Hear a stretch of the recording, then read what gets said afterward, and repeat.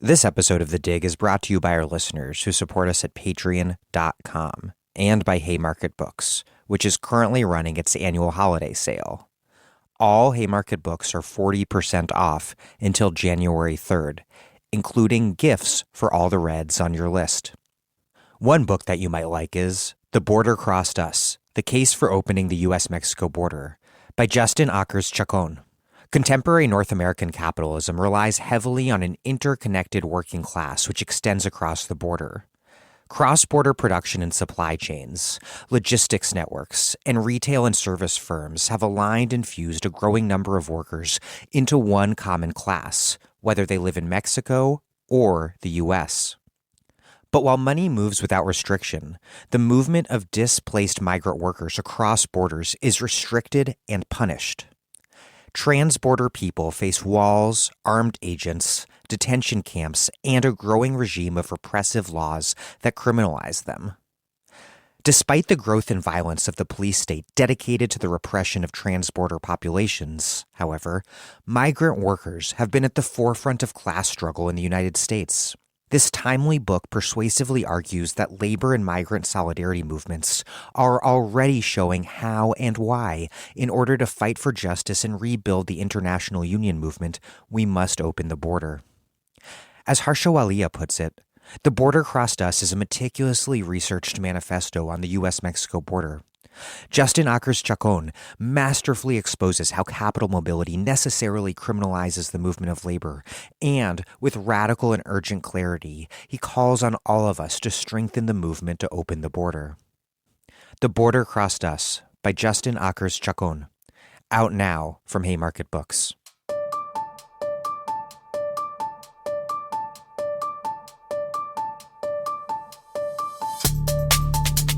Welcome to The Dig, a podcast from Jacobin Magazine.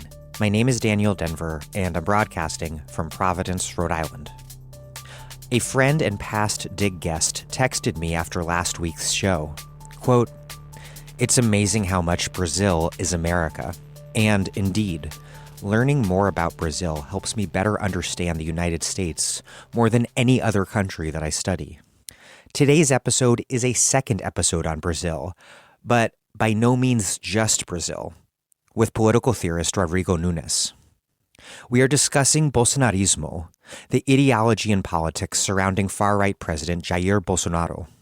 And in doing so, we're also talking about far-right politics in the United States and elsewhere. Specifically, we discuss how neoliberal conditions create popular constituencies, ideologies, and subjectivities among poor and working class people for a violent, mean, and repressive neoliberalism, and how those reactionary politics from below converge with those generated from above. Unfortunately, as conditions get worse, the far right speaks to people's dystopian reality in a dystopian language that, in the absence of a utopian left horizon, often makes all too much sense. Our task is to articulate that horizon and build the organized power necessary to move toward it. If you haven't yet, I'd suggest also listening to our last episode, my big picture interview on Brazilian politics with sociologist Sabrina Fernandes and historian Andre Pagliarini. In other news, if you depend on The Dig for ruthless criticism of all that exists, I have a question. Do you support The Dig at patreon.com/thedig? I know it is rather easy to tune these sorts of appeals out. Believe it or not, I myself have tuned out such solicitations. Total and repugnant hypocrisy on my part. But please, dear listener, know this. Every donation, even a few bucks a month, really does add up to making the show possible. We put out every episode with no paywall so that everyone can listen to this podcast regardless of your ability to pay. But we can only do that because those of you who can afford to contribute even just $5 a month, do so, chip in. I get an email notification every time a new person supports the podcast, and each and every email really does warm my heart. But perhaps more important to you than my heart temperature is the fact that a donation of any size means that you will receive our newish and very excellent weekly newsletter, emailed directly to your inbox. Donate $10 or more a month, and we will send you a book or books, a tote bag, or a coffee mug. So please take a quick moment to support the podcast that you depend on at patreon.com/thedig. That's patreon.com/thedig. Okay, here's Rodrigo Nunes, a professor of modern and contemporary philosophy at the Catholic University of Rio de Janeiro, PUC Rio, and the author of Neither Vertical Nor Horizontal, a theory of political organization, which just came out earlier this year from Verso. I will link to some of Rodrigo's recent work that we're discussing in this episode in the show notes.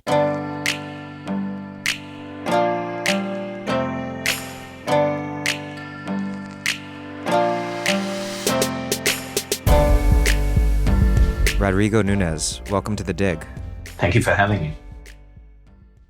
You write in Radical Philosophy, quote, "We should not speak as if there were a pre-existing movement to which some groups latched onto in 2018, but rather think of what happened as the confluence of different vectors, from above as well as from below, that already had much in common."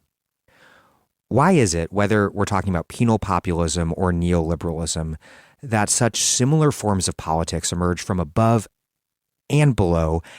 Why was it Bolsonarismo that had the power to facilitate this convergence of right-wing ideologies that continue to serve different roles for different classes?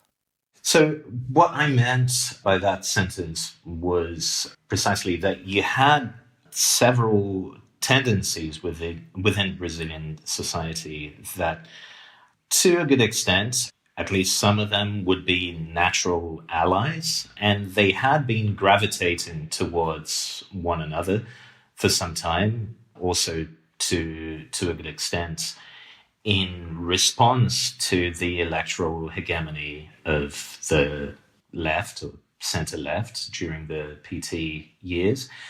But it was only under the Bolsonaro presidential candidacy in 2018 that all those things clicked together. So on the one hand, you have this suture from above that ties things together, and it's given by politics. You know, it's very, as you would find in Leclerc's and Mouffe's account of how politics works. But on the other hand, you can't deny that there was already a strong elective affinity among those elements, and that they had already been gravitating towards one another for a while. Now, so from above and from below in this case means from below what's happening in society and how all those different social trends are moving and connecting to one another. And from above means from the sphere of institutional politics, from the sphere of what Mario Tronti would have called the autonomy of the political, which precisely this example shows is always only a relative autonomy. But obviously, this combination of from above and below also applies to the way in which these different trends in themselves and then the way that they connect in Bolsonarismo connect different classes and different social groups and can connect the country's very elite to the popular classes. And a good example of that is the way that neoliberal discourse has worked within this arrangement or this constellation of elements. Because you have a strong resurgence of neoliberal discourse from, say, 2014 to 2018 in Brazil, which was fruit of a very targeted organization and agitation by a bunch of foundations and institutions and political groups that were created explicitly with that purpose of agitating in favor of neoliberal ideas. For a while during the hegemony of PT, during the Lula years, and the beginning of Dilma Rousseff's government, it looked like neoliberalism had become completely toxic in Brazil. Like if you wanted to make someone lose an election, what you would say is this person is going to privatize public services. And that was a really damaging thing to say. And suddenly neoliberal discourse, or an even more extreme form of market libertarianism than we had in Brazil in the 90s, came back because of this very concerted effort. But they didn't have a strong candidate for the 2018 elections. At the same time, the crisis, the economic crisis that began in 2015 was really damaging for a kind of what you could call popular entrepreneurialism that had flourished during the Lula years, because the economy was booming, people had money, there was a growing internal market. So that was a huge boon to popular entrepreneurialism, and that was something that was like very heavily incentivized by the PT governments. When the economic crisis hits, all those people are left in the lurch, and suddenly they find in this resurgence of neoliberal discourse, which was happening among the Brazilian elite and the middle class, they find a sort of explanation for what was happening.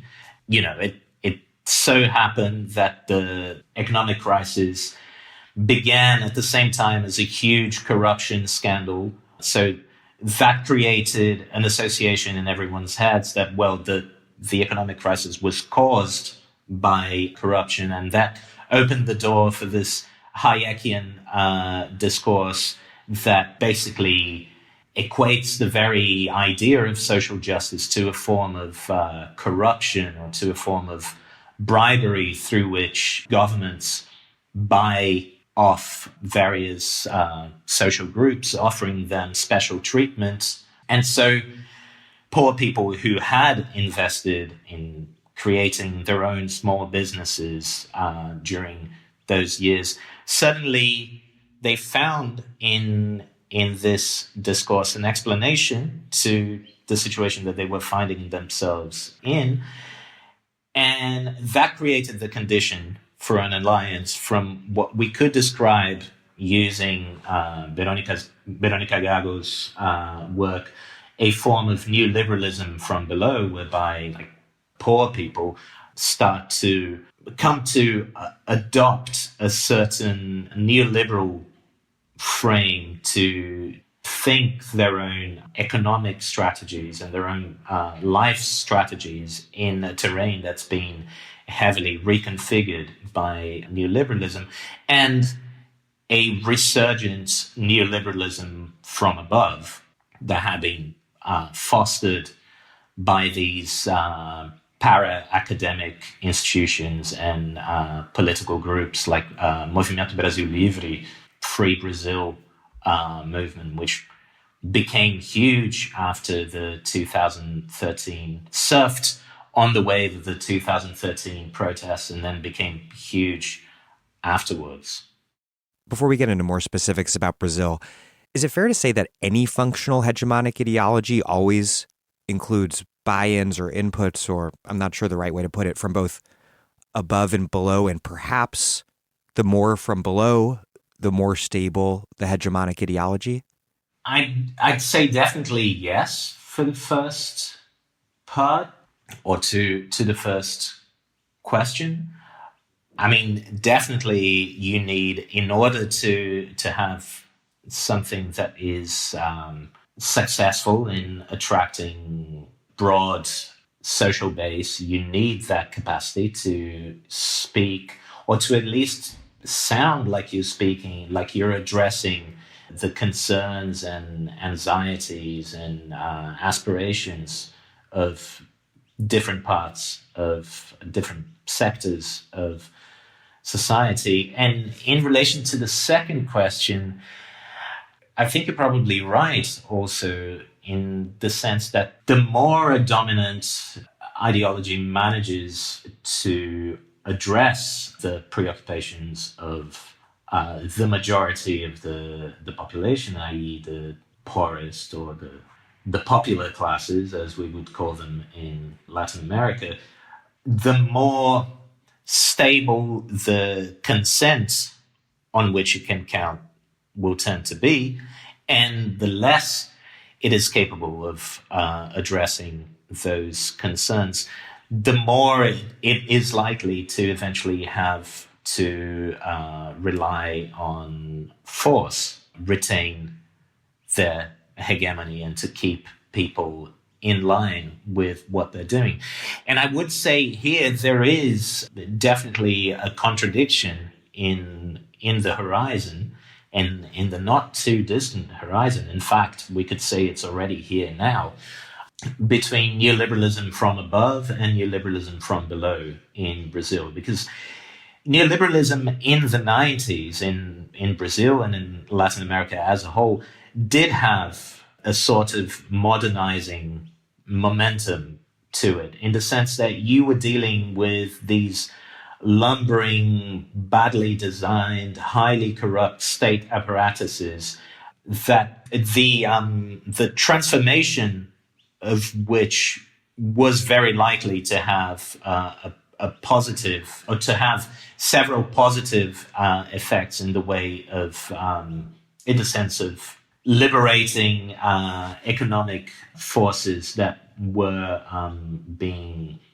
held back by, these Frankenstein monsters that had been built through populism, but then also through military dictatorships and so on. That is now gone, I think, and the tendency now, especially now that the tendency is increasingly for neoliberalism from above to be a more and more extreme form of ultra-liberalism or of extreme market libertarianism, the tendency now is for that to only exasperate the pre-modern aspects of Latin America society that follow from extreme inequality.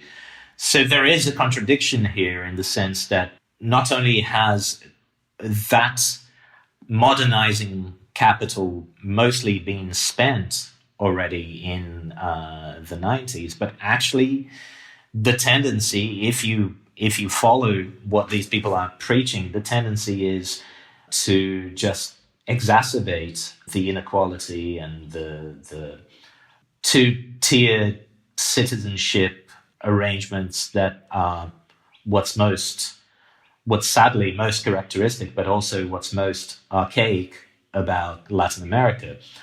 And neoliberals in general, I think, are very, and particularly the ones in Latin America, are very brazen, are very shameless when it comes to, when something they do doesn't work, they immediately explain it as not having really been liberalism. So the support for Macri, Argentina's former president in Brazil, is a perfect example of that. He was the darling of Brazilian neoliberals until his government went very badly, and then Brazilian neoliberals were all going, well, he wasn't ever really a liberal. So they will always do that and dissociate themselves from the disasters that they create.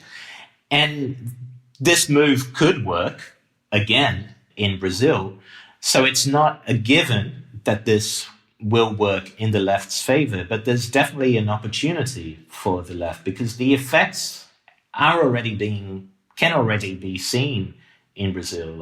And obviously they'll be able to point to the pandemic as being something that hindered their plans, etc. But poverty has been going up. Inequality has been going up. Hunger, the number of people going hungry has gone up dramatically in the last few years, all in the context of 5 years of neoliberal reforms that were always promised as, this is going to create more jobs, this is going to make the economy boom.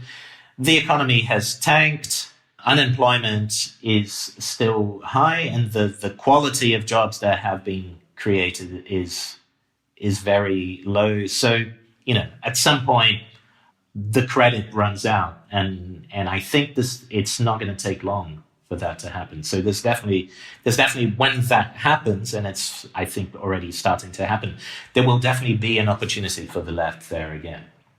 There are not yet, or maybe impossible to reconcile, contradictions in terms of the ideological convergence of neoliberalism from above and from below, because they had a formally shared diagnosis of the problem at one time. But now that the purveyors of neoliberalism from above are actually running the economy and running society, running politics, that creates a problem.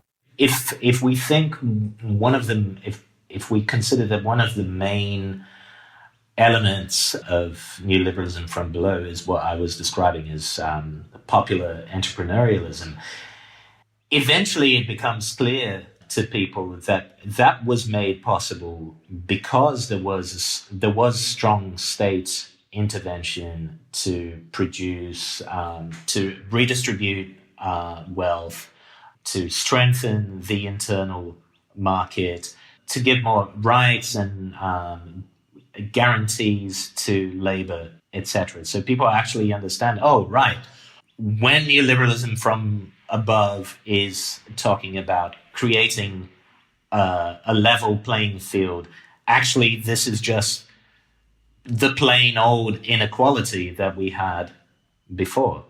And that brings us to something you gestured at before, which is how neoliberal ideology was somehow nurtured under a left government. And as you mentioned, Argentine sociologist Veronica Gago coined this concept, neoliberalism from below, a process whereby informalization of work, precaritization of life, everything, all the features that we all know very well of the neoliberal hellscape that we live under, nurtures amongst poor and working class people, also middle class people, an entrepreneurial mindset where the hustle to survive is seen as the logical order of the universe, not without reason, because it certainly appears to be so, because it is. And it's a mindset that informs what people think is necessary to succeed on a personal level. But then that also, and it is logically what it takes to succeed on a personal level often, but that also, of course, forecloses any systemic critique of oppression, exploitation, broader systems of domination. And so it's very obvious how neoliberal immiseration and precarity help shape this sort of ideology. But what role was played by the Workers' Party's own governance, as particularly its model for anti-poverty and economic redistribution, so-called inclusion through consumption? For as long as Brazil exists, it may not be that much longer, but we can put bets on which country ends first, mine or yours. Yeah, I mean, this is a tough one. But for as long as Brazil exists, I think, and for as long as the left in Brazil exists, we're going to be doing post-mortems of PT years, or the period that went from Lula's first term to Dilma Rousseff's second term, which was interrupted by a very questionable impeachment. And this is definitely one of the elements that's always going to come back in people's analyses. Even if, we compared the way that Bolsa Familia, which was the biggest wealth distribution program under PT, if we compare the way it was designed to the way that the policies that Bolsonaro is trying to implement are designed, we'll still recognize that, oh, wow, they were much better. They actually were good in their own way, but the original ideas that had been proposed lay a lot more emphasis on using those wealth transfer programs to build and strengthen citizenship. So there was this idea that this is not just giving people money. This is also a sort of political education. And a lot of that was abandoned very early on. And certainly in official discourse, it increasingly became less and less important. And the emphasis was all placed on, isn't it great that now you can buy your own car? There was a strong incentive to the auto industry in that period, which obviously was a very bad move from the environmental point of view, but also from the point of view of public transport and quality of life in cities generally. And there was this overall emphasis in, isn't it great that now you can buy your own car, you can have a motorbike, you can have a barbecue with your friends every weekend, so on and so forth. And so there was all the discourse on citizenship and rights fell by the wayside, while what was really emphasized was consumption, that dignity comes from the capacity to consume. One effect of that, well, very direct effect of that was once the economic crisis hit in 2015 and people couldn't consume anymore, they started turning against PT because, the one thing that had been held up as this sphere from which they could draw their sense of dignity and worth was taken away from them. And so that was one of the reasons why lots of, as some ethnographies of Bolsonaro voters pointed out fairly early on, lots of people who had been PT voters, many of which would have maybe voted for Lula if Lula had managed to run. These people turned to Bolsonaro in the elections, which is very indicative of the fact that there wasn't the success of those wealth transfer programs didn't create a corresponding level of political awareness and a sense of, this is a state policy rather than the policy of this or that government, and, what are the political choices that are compatible with the continuity of this kind of state policy, so on and so forth. Stepping back from Brazil, is this a problem particular to Brazil, or does it tell us something about the limits and contradictions of left governance under capitalism generally everywhere throughout history? Because it sounds to me quite a lot like the history of the United States in terms of the contradictions of the New Deal order and how they've played out in a way that's been absolutely definitional to the last, 70, 80 years of this country. Yeah, no, absolutely. Absolutely. If you read something like Adam Brzezinski's study of the history of social democracy, it's very clear that this is a constituent problem of social democratic left, of social democratic politics. And yeah, there is some extent to which it is unavoidable, and that sort of confusion between the citizen and the consumer, the individualization of politics is something is going to address people's problems individually rather than as a class or as a social group or as a collective of some kind, is inevitable under capitalism. It can be counteracted by different forms of political education, which can I believe, potentially be built into the design of public policies.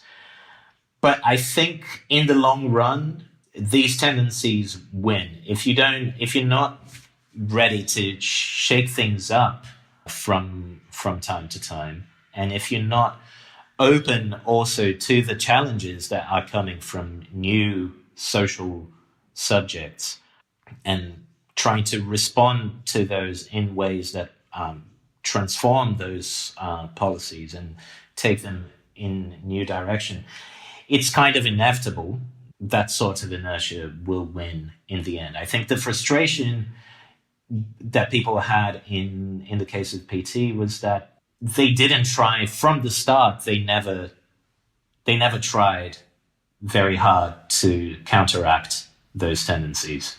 Yeah, ideologies are not materially entirely determined, obviously, but at the end of the day, they are materially grounded. And so the challenge seems to be what sort of reforms create a material basis for more radical ideologies to emerge from those reforms, even though we're talking about social democratic reforms under capitalism, instead of reforms that create a material basis that foster reactionary ideologies. And I wonder if this doesn't make the case for universal basic services over universal basic income as a social democratic reform. I've been thinking. I was actually talking in my graduate course that I'm doing this term. This was one of the subjects on which I was teaching just last week. And yeah, for a long time, I think since the 2000s, the early 2000s, when I first heard the case for universal basic income, I was convinced very quickly, and I thought for a long time, yeah, this makes perfect sense.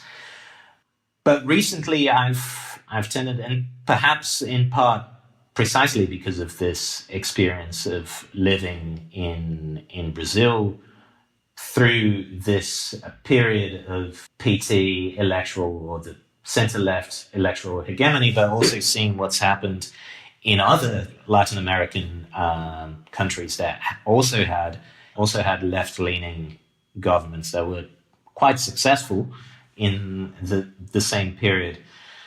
Perhaps because of this experience, among other things, I've started to think, yeah, maybe there is a limit there, and going back to the less fashionable, more old school idea of no, just basic services for everyone for free, just socialize as much as you can the costs of social reproduction and make that into a value. Maybe in terms of how that objective transformation connects to a subjective transformation, it's true that it can lead in a more radical, or it lends itself to then being used as a basis for more radical forms of politics. I've never been like anti-UBI. I'm by no means against putting cash into people's hands.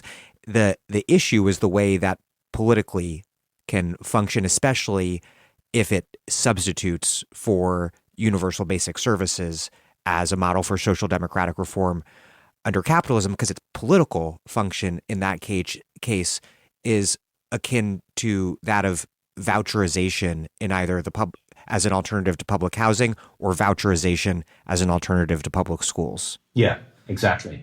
And I think the fear that many people have is that concerning campaigning for UBI is that we could turn out, once it gets to how this is going to be, let's say we actually build sufficient support for it, when it gets to actually deciding how this is going to be implemented, depending on the balance of forces, not just in society in general, but in institutions, it could end up being that we just shoot ourselves in the foot because we've built support for a policy that in the way that it's going to be implemented is actually going to take us in the opposite direction of where we want it to go, precisely because it's going to be used in that way. Returning to Brazil, in the case of the convergence of penal populism from above and from below, you write, quote, "The difference is obvious. For those living in dangerous areas, the hankering for unrestrained state violence supposes a clear demarcation between the working people and the criminals in the neighborhood, with some collateral casualties in between. For those in well-off areas, policing is about protecting them from the poor, making the gray zone of potentially disposable life much larger." How did these two forms of penal populism emerge and then converge? And earlier, you pointed out that there were some impossible to reconcile contradictions between neoliberalism from above and from below. Has the combination of penal populism been a neater and more seamless one, or does it likewise contain contradictions that have yet to be resolved or maybe just can't be? Well, to start with the first part, how did this coming together take place? Here, I think the work of Laclau and Mouffe can be quite useful. I tend to think that it's not useful in all situations, but in this particular situation, I think it is quite useful in the sense that you could say that to a good extent, the connection between the two, between penal populism from above and below, is largely rhetorical, and it hinges on ideas such as impunity. So there's too much impunity, and this can mean both that there's too much impunity for white-collar crime, but it can also mean that, the police should just shoot to kill. And one word which I mention in this radical philosophy article, which is mamata, which comes from mamar, to suckle. So mamata is would mean like an undue privilege. And it's a word that's like used... a parasite of sorts. Yeah. So the parasite is someone who enjoys mamata, or someone who has this sort of privilege that they don't deserve. Because it's a sort of dependency of a baby who's being breastfed, but who is an adult and thus has no legitimate right to such dependency. Yeah. I guess one word that would be more or less in the same semantic field in English would be mollycoddling.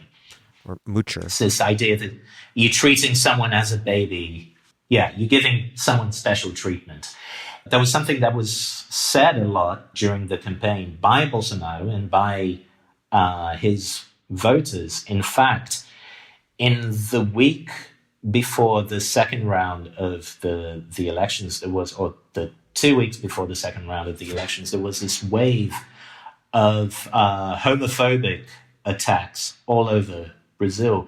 And one thing that homophobic and transphobic attacks, and one thing that was recurrent in the accounts of these attacks was that the people doing the attacks would use this word. They would say, "A mamata vai acabar," so the privilege is over, or your privilege is going to end, or the mollycoddling is going to end, which shows quite clearly that this word could mean absolutely anything. It could mean white-collar crime impunity. It could mean the high salaries of judges and politicians, or it could mean affirmative action at universities, or it could mean policies to protect LGBTQ people, and so on and so forth. So here you can see how these words function precisely because of how vague they are, and their power to address lots of different sources of discomfort that people might have. They can produce these coming together of these very different social positions. Having said that, there is a deeper connection. Brazilian society is, for several reasons, several historical reasons, very authoritarian. Also, like most Latin American countries, a place in which the armed forces have played an important role in public life throughout history, particularly the Republican history of Brazil. But also, it's a very unequal, originally slaveholding society where equality before the law is not guaranteed. So full citizenship tends to be understood not as equality before the law, but as a form of privilege. To be a full citizen, to be treated as a full citizen, is a privilege. So the guaranteed exercise of rights depends on one's social standing, and punishment, on the other hand, is only guaranteed for people whose social status doesn't exempt them from observing the same rules as everyone else. So that creates a situation in which order, the maintenance of order, is seen as something that is above and, if necessary, against the law.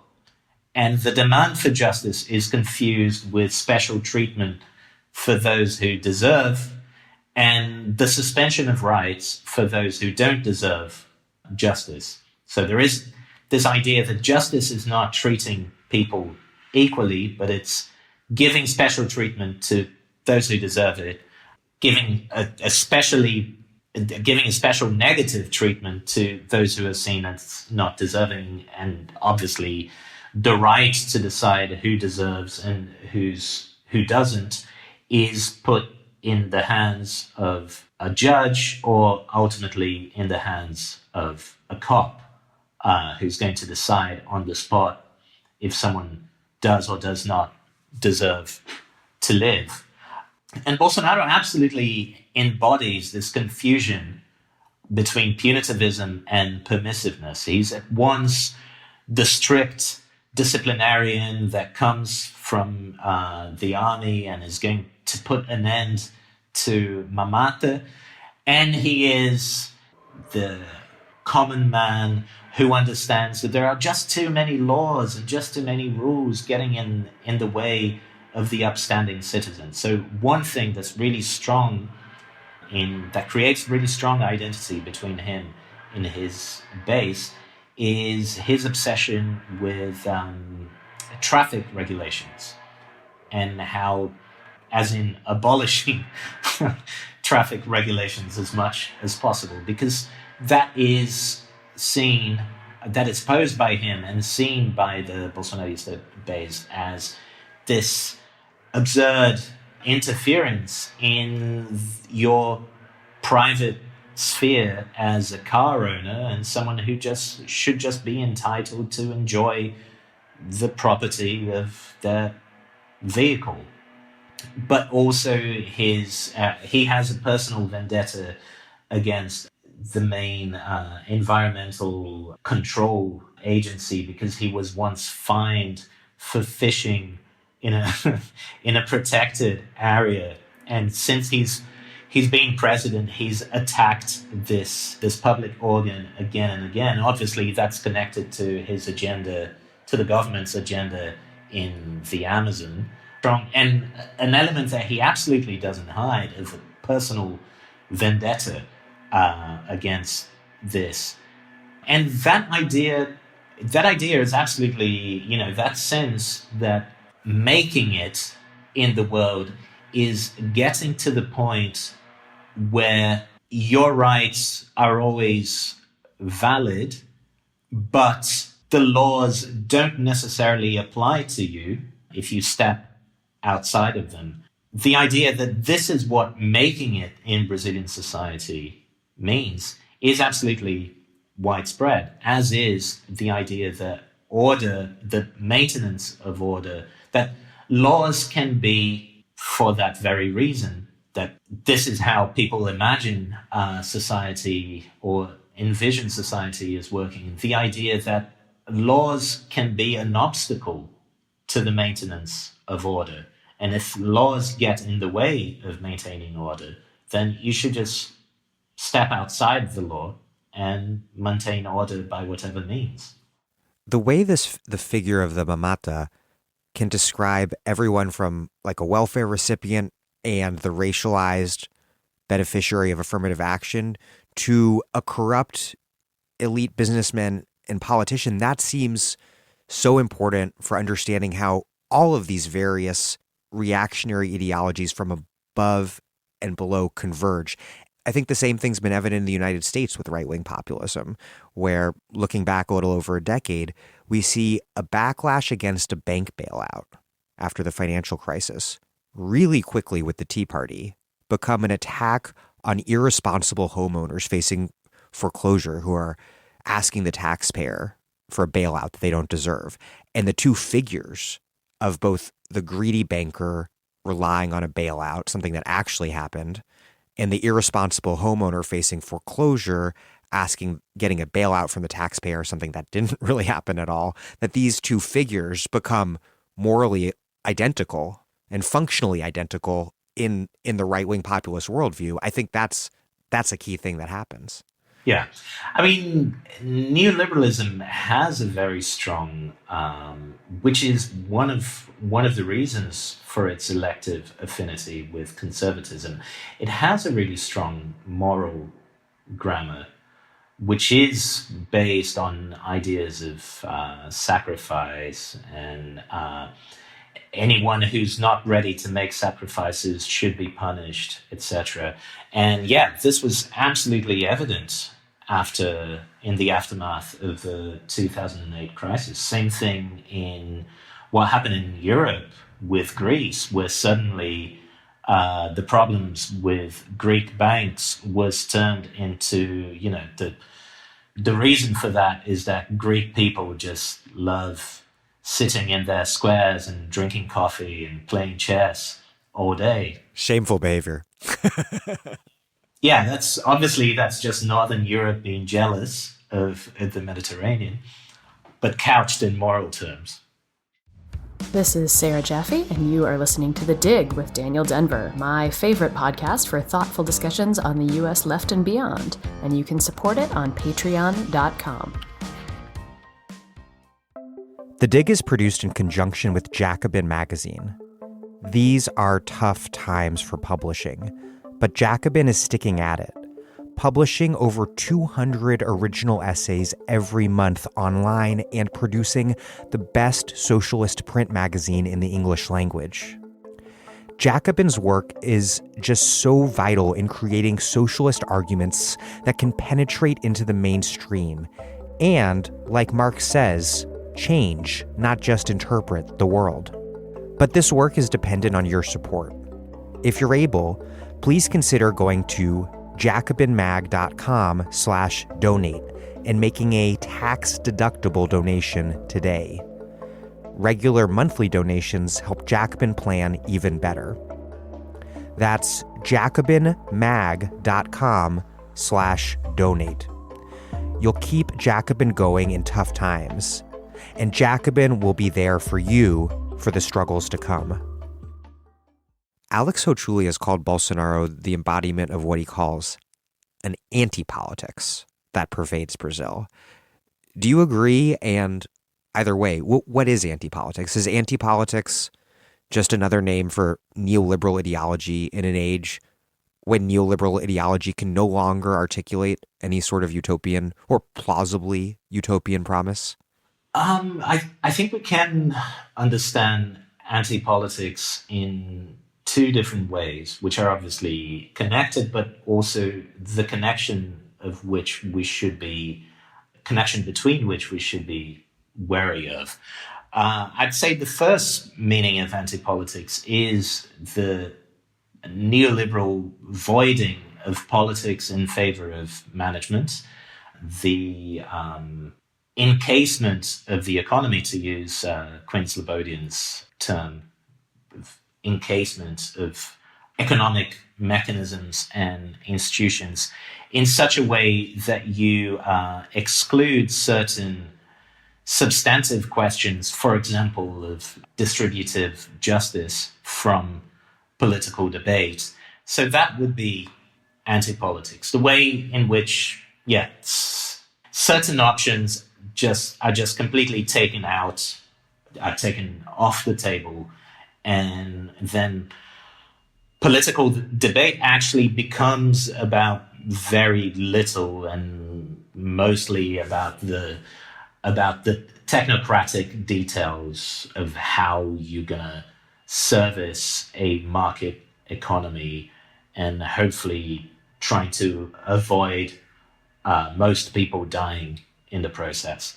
But then there's another sense in which we could understand anti-politics as being the reaction to a political system that has been voided in this way and turned into a competition between self-serving technocratic elites that all appear to stand pretty much for the same set of interests and have very little between them that would allow us to differentiate them. I would say Bolsonaro definitely embodies the second, but his coalition embodies an alliance of the two meanings of the word. And as we were saying before, one of neoliberalism's greatest strengths is the capacity it has to feed off the crises and the problems and sometimes the disasters that it creates. And what we're seeing today with the alliance between neoliberalism and the far right, which is at least half of the explanation as to why the far right is resurgent all over the world, is that it has the de facto support of neoliberals. What we're seeing in this case is the second sense of anti-politics, which could be described as a perfectly reasonable response to decades of neoliberal hegemony and the absolute dominance of anti-politics in the first sense. We're seeing this frustration, this discontent being repurposed in the interest of entrenching precisely the economic conditions that created the crisis that led to these sentiments of frustration and discontent in the first place. So what we're seeing is a further encasement of the economy through this alliance between neoliberals and the far right, but in the name of responding to this feeling that the system is rigged, that they're all the same, that our lives are in the hands of a bunch of technocrats that have no concern for common folk, so on and so forth. Thinking back to my interview with Wendy Brown, she uses Herbert Marcuse's concept of repressive desublimation to explain this emergence of a nihilism. I think that was always latent and present within neoliberalism, but has now become its sort of governing ideology. Neoliberalism, the will to power under neoliberalism, liberated from its superego and just a thrill to the violence and domination and power of the reigning order, which I don't know, like kind of like minus all the pretense that accompanied neoliberalism's optimistic early advertising. Yeah, absolutely. There is a paragraph or a couple of paragraphs in this radical philosophy article that then got their own spin-off, and I gave those paragraphs an entire text afterwards about denialism. Exactly, which ended up coming out before the article on radical philosophy in Public Books. And in that text, when I was talking about denialism in the context of Bolsonarismo and later expanded on it in this public books essay, I was trying to propose an interpretation of something that I don't think gets enough attention in the far right, which is the way that far right conspiracies offer an alternative, distorted, funhouse mirror version of the crises of late capitalism that we in the left are talking about. So most of our talking points have their own bizarro world version in far-right conspiracies. And my hypothesis was that we should understand far-right denialism in, the denialism in the stricter sense of, say, climate denialism, in the context of denialism as a much broader phenomenon that actually has to do with a growing demand for accounts that sustain the possibility of denial of our present conditions. So people sense the increasing fragility of the economic, political, territorial, geo-biophysical arrangements that we live in. They sense something bad brewing in the horizon.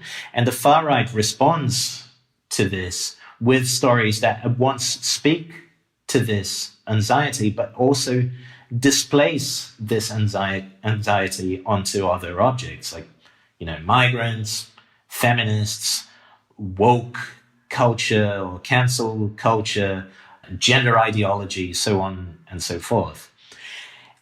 And what they do in doing so is to offer a kind of anti-systemic politics for people who don't really think the system could change. If you kind of naturalize the idea that inequality will continue to rise, nothing will be done about climate change, the democratic deficit in institutions will not be closed, etc., etc.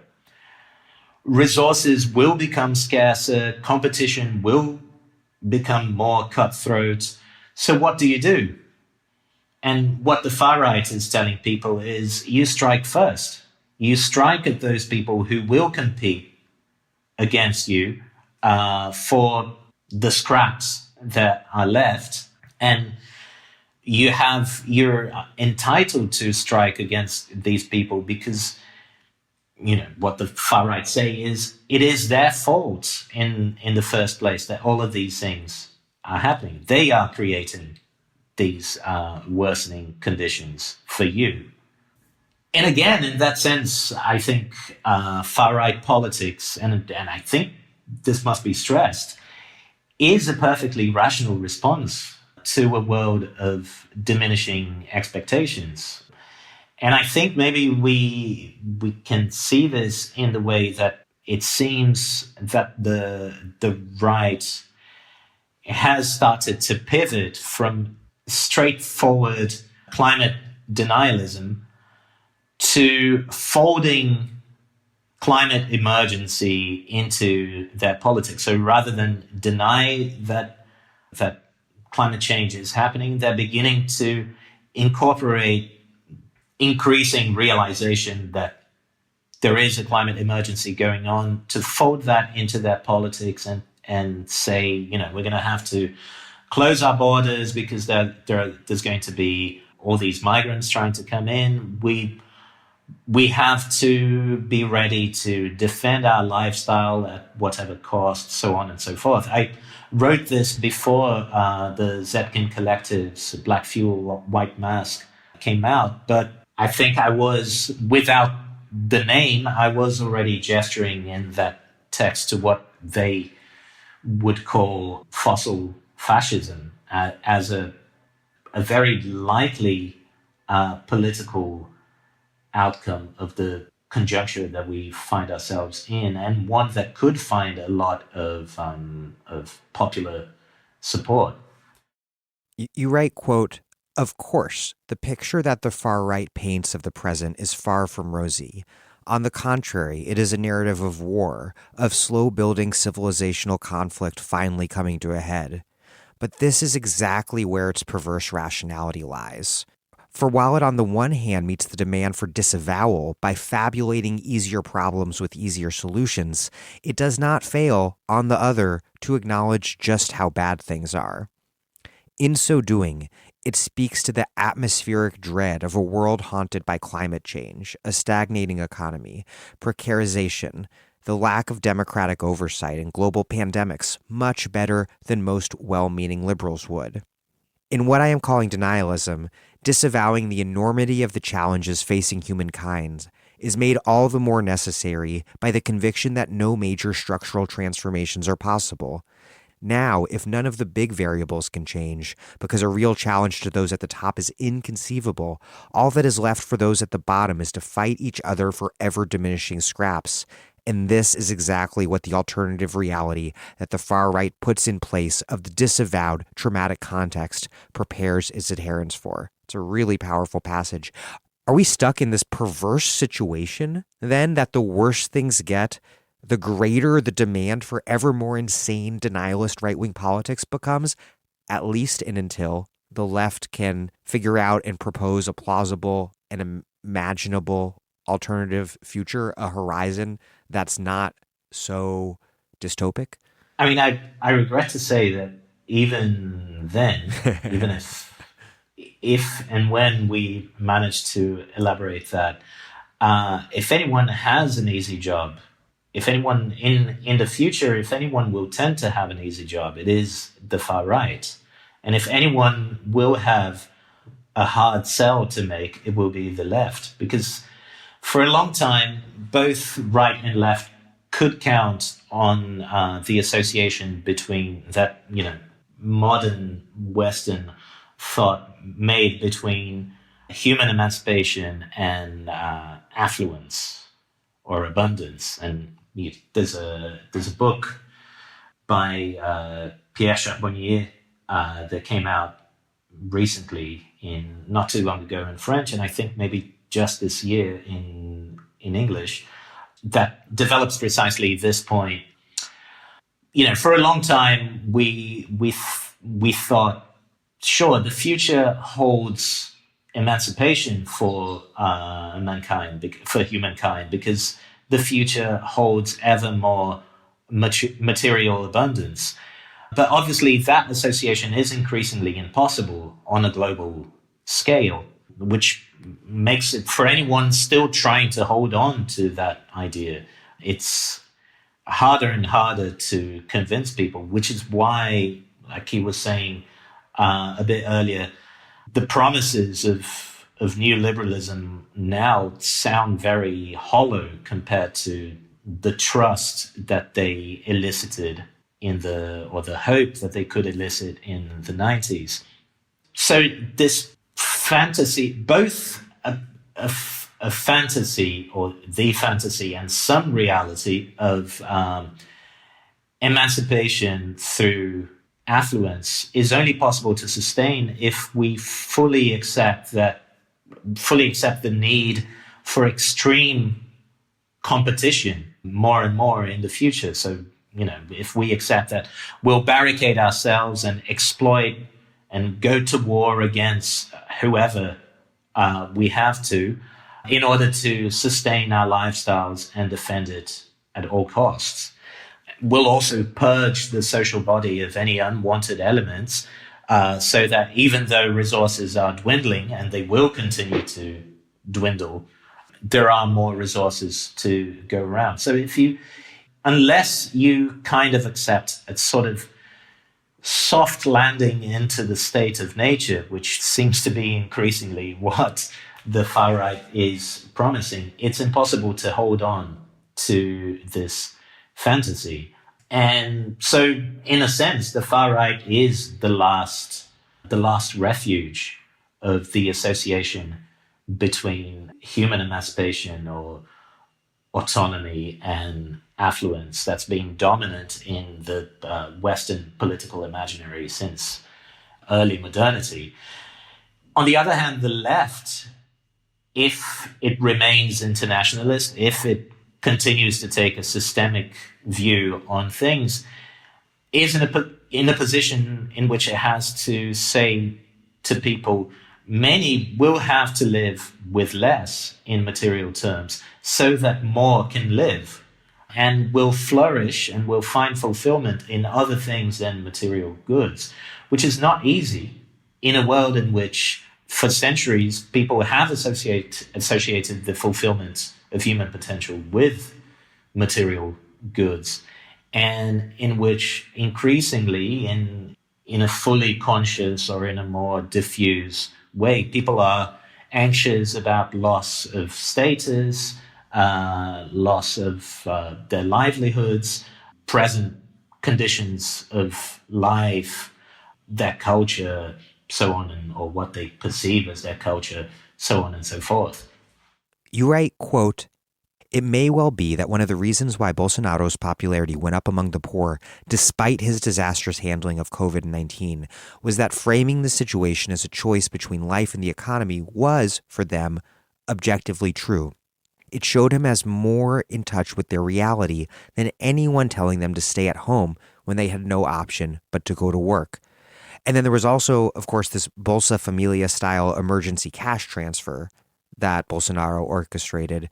But you suggest that it's even more than this, that the right is in touch with the deathly vibe of the pandemic at the deepest level, which is not just the pandemic as a biological event, but the pandemic is as expressed materially through the neoliberal reality that we live under. It's neoliberalism from below, taking its most morbid turn possible. That was definitely an element particularly in Brazil. And I would say that one thing that the pandemic showed is that a lot of what is recognized internationally as the Brazilian joie de vivre and Brazilian devil-may-care attitude is in fact deeply nihilistic. It comes from a situation, and Rio, which is where I live, is the place where most internationally recognized stereotypes about Brazil were formed, and it is the place that better corresponds to these stereotypes.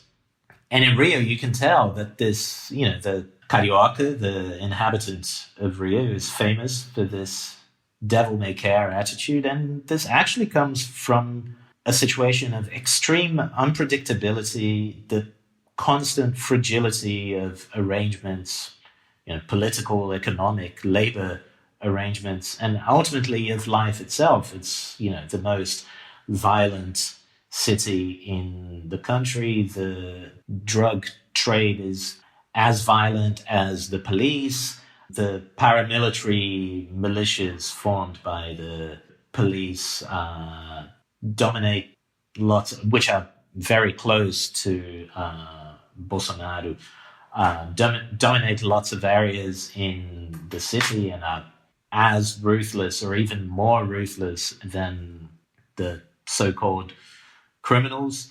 And Bolsonaro definitely knew how to play on this. The government's plan for the start was not to offer any kind of support, so that people were forced to naturalize the pandemic, to naturalize the idea that, well, what am I going to do?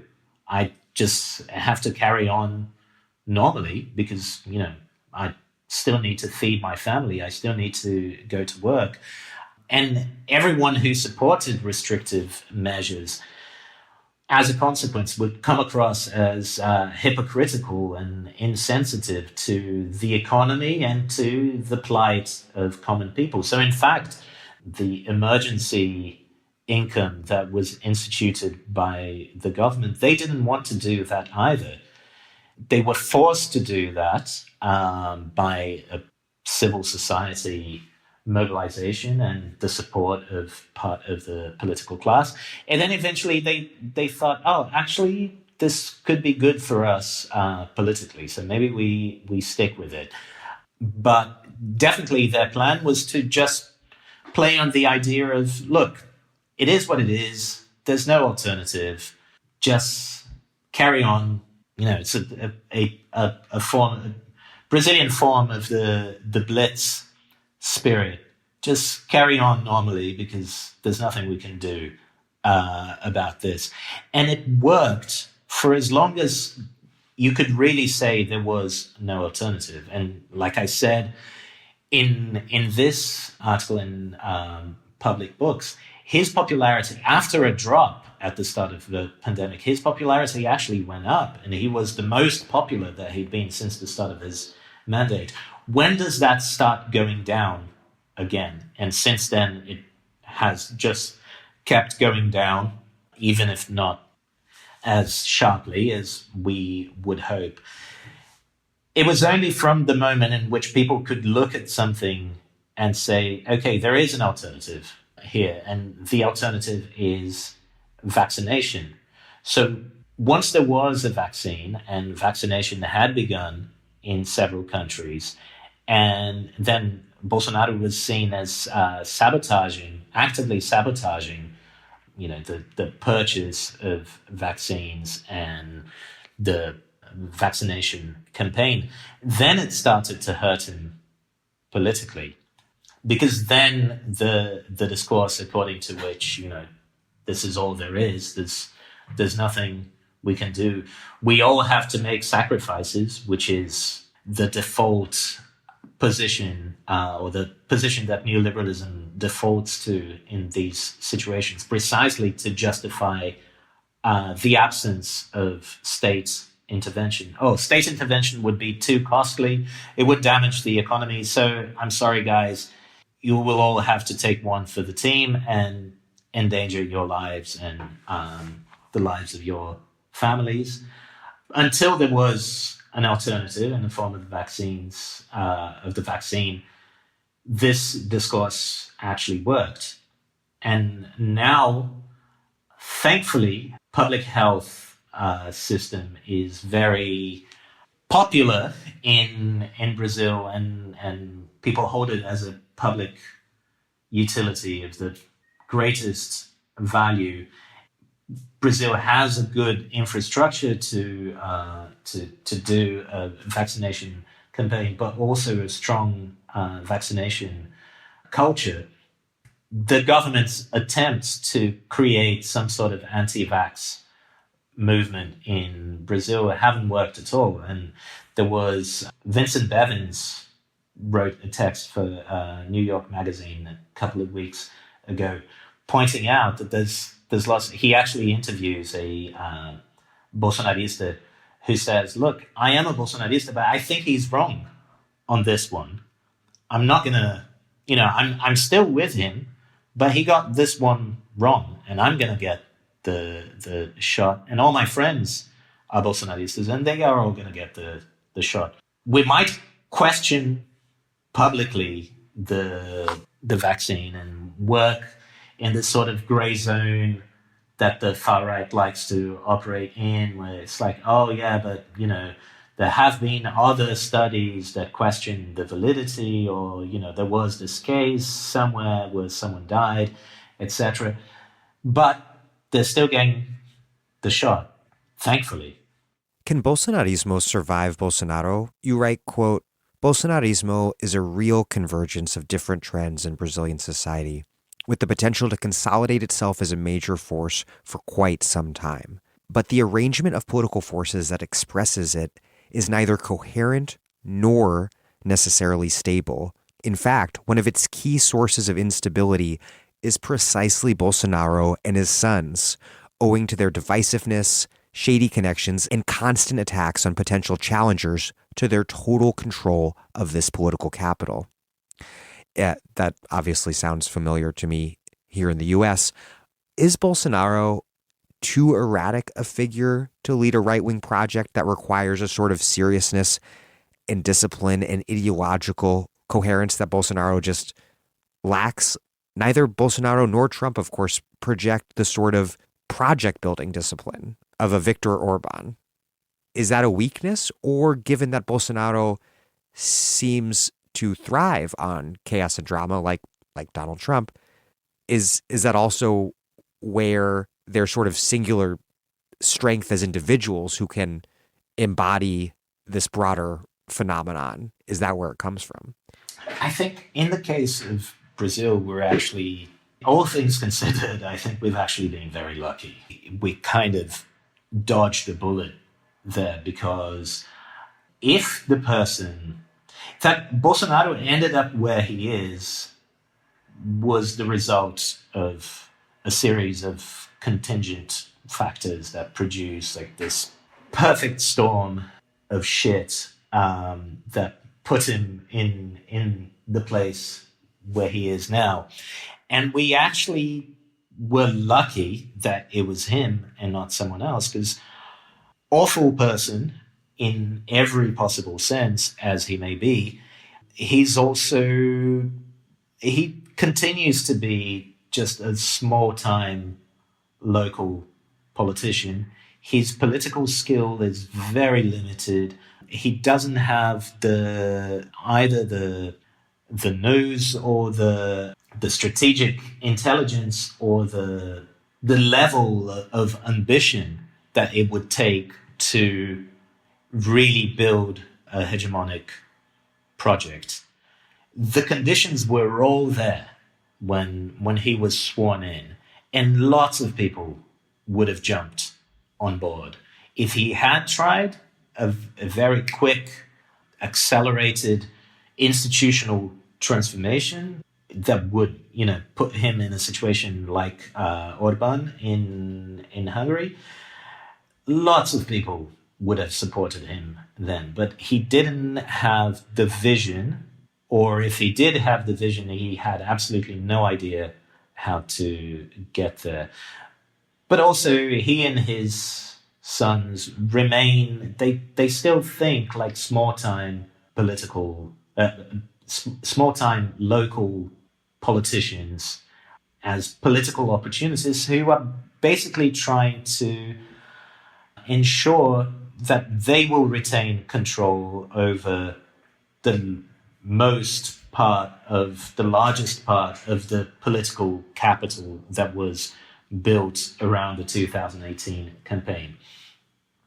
On the other hand, we come back to that idea of something that required a political operation from above to click, but something that once it had clicked was also a very natural coming together of different elements that had a lot in common and were already gravitating towards one another beforehand.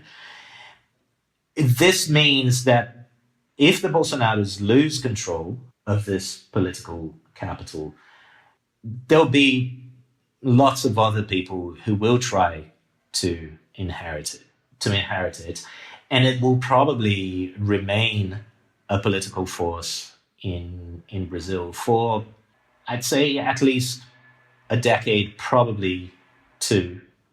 Maybe it won't be strong enough to ever elect a president ever again in and of itself.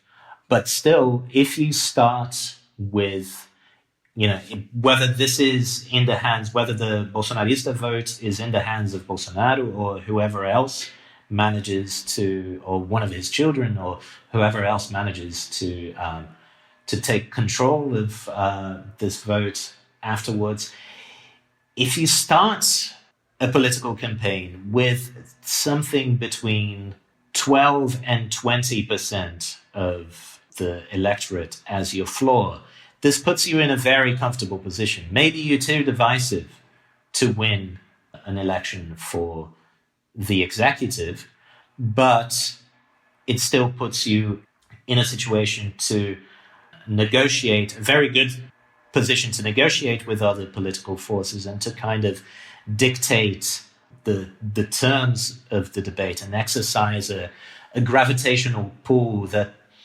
tends to draw the debate towards the far right.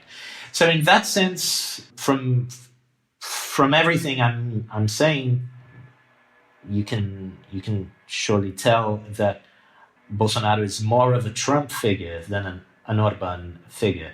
There is a very important difference between him and Trump. And he definitely followed Trump's playbook in the sense of, I'm not even going to try and pretend that I'm everyone's president. I am governing for my supporters, those 30%, 20 to 30% who are with me, no matter what.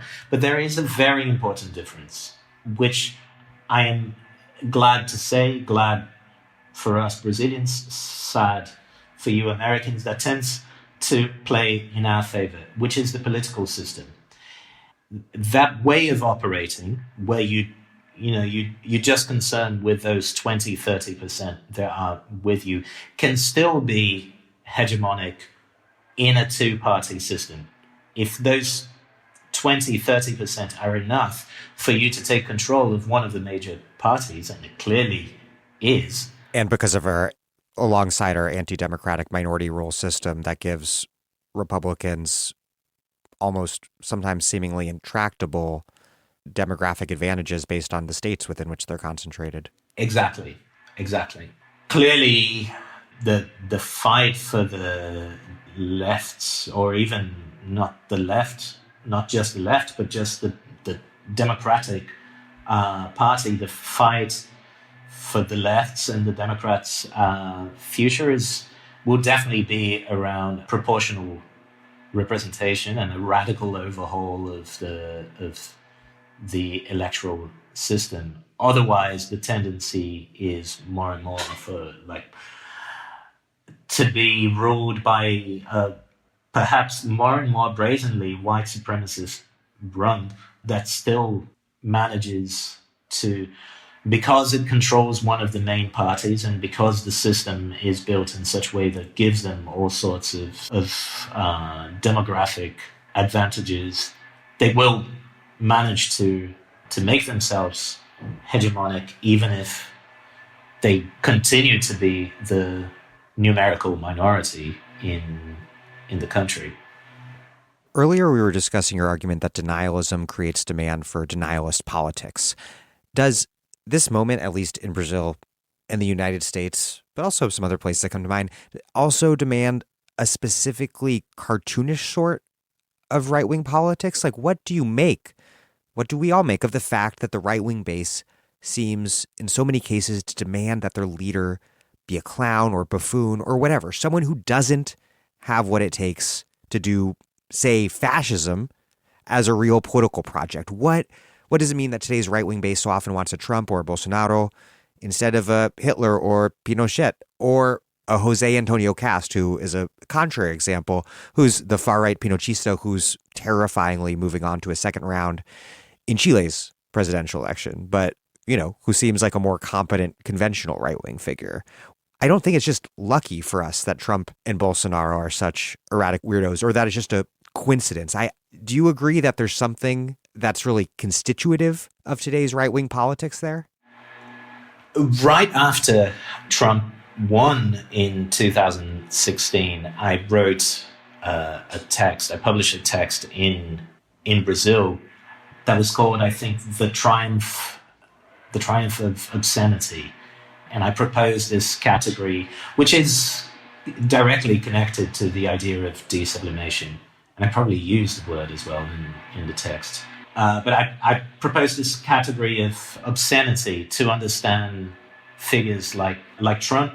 And at the time, we were already talking about Bolsonaro. No one imagined he could ever become president, thus proving that we were failing to heed the most important lesson of 2016, which was that, don't ever trust that what you can't imagine can't happen. But the idea was precisely that there was something about that moment that is maybe less strong now. That moment was still the rebound or the hangover from, on the one hand, the 2008 crisis, on the other hand, the 2011 cycle of protest or the wave of social unrest that began to a great extent in response to the crisis and the recession that followed in the wave that began in 2011. Once that was defeated, I think that really reinforced the feeling of this anti-political, in the second sense of the word, feeling that had already been created by the 2008 crisis, that,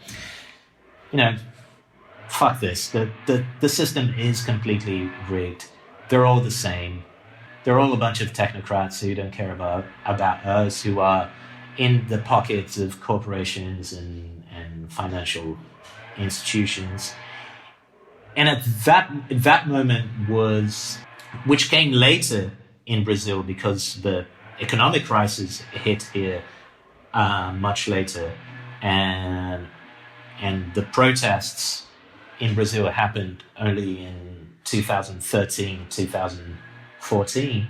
There was a moment there in which the less you looked like a professional politician, the more viable you were as a political proposition.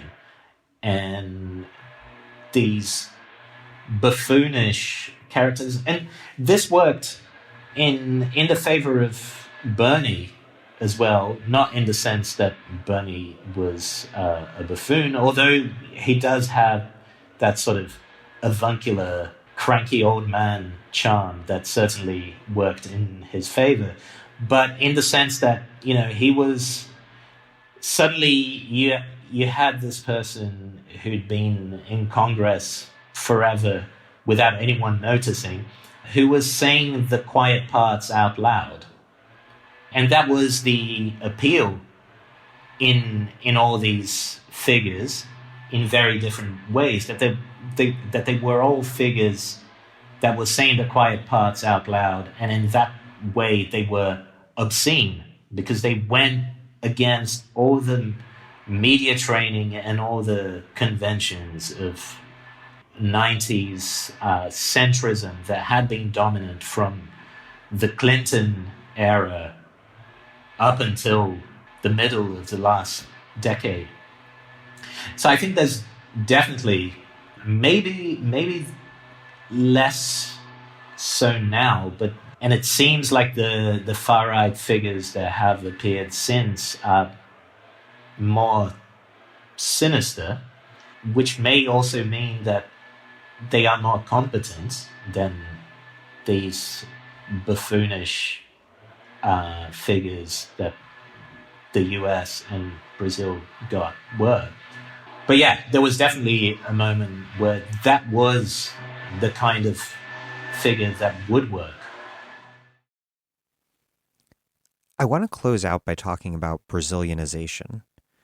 Alex Hochuli writes, quote, "The West's involution finds its mere image in the original country of the future, the nation doomed forever to remain the country of the future, the one that never reaches its destination, Brazil. The Brazilianization of the world is our encounter with a future denied, and in which this frustration has become constitutive of our social reality. While the closing of historical horizons has often been a leftist, indeed Marxist, concern, the sense that things don't work as they should is now widely shared across the political spectrum. Indeed, this story of regression is now perhaps most conspicuous in the global North, which today is demonstrating many of the features that have plagued the global South, not just inequality and informalization of work, but increasingly venal elites, political volatility, and social ungluing. Is the rich world not also becoming modern but not modern enough, but in reverse? What do you make of the fact that so many in the global North now look to Brazil to understand what seems to be our own bleak political, social, and ecological future, or perhaps better put, lack of a future? Well, because we're it. We are the future. This piece by Alex it took me a while to read it when it came out, but it's a really brilliant idea. It's one of those ideas that are extremely clever, and at the same time, when you see someone do it, you'd like, why didn't this occur to me? Because it's very simple but incredibly smart to compare what Brazilian thinkers have said about Brazilianization to what thinkers in the global north or the developed world, or however you want to call it, have said about the same subject. And it's really a fascinating juxtaposition, and it's a great piece. And yet, I mean, what are you going to say? Brazil is a large-scale experiment in what happens when you try to make extreme contradictions coexist without resolution, and you just postpone indefinitely the resolution of those contradictions, so that you have forever this extreme combination of the archaic and the ultra-modern, like every peripheral society, of course, but at a much more extreme scale, because Brazil is much bigger in size, but also in economy, population, everything. And yeah, what happens, turns out, who knew? Turns out that what happens if you don't solve those contradictions, the developed world seems to be discovering now, is, in a sense, that you start sliding back from the modern to the archaic. If you don't solve those contradictions, many of the things that you might have judged were permanent conquests of the working class, but society as a whole, in terms of institutional stability, for example, many of those things may start sliding back, and what you will end up getting is not, ever more modernity and ever more justice and ever more freedom, but actually a slide back towards the situation in which the periphery of the capitalist world system has always found itself, which was positioned as a Brazilian sociologist, which I think Alex cites in that text. The Brazilian sociologist Chico de Oliveira called it a platypus, this weird thing that combines, this weird Frankenstein monster that combines bits from different eras and different sources into a delightfully dysfunctional whole. So, welcome to Brazil, everyone. Well, Rodrigo Nunes, thank you very much. Thank you.